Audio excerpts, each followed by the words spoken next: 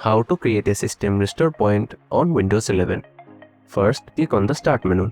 Type Create a Restore Point and click on the app to open it.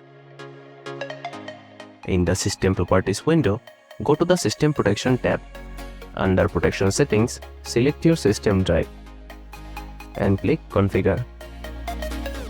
In the new window, select Turn on System Protection, then click OK. Back in the System Properties window, click Create to make a new restore point.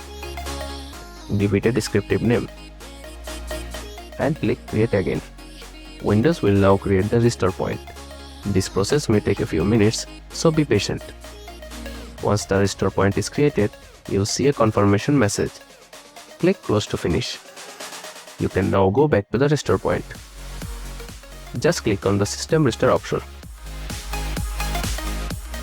Click Next. You'll be seeing restore point listed in here. And that's how you can create a system restore point on Windows 11. Thanks for watching.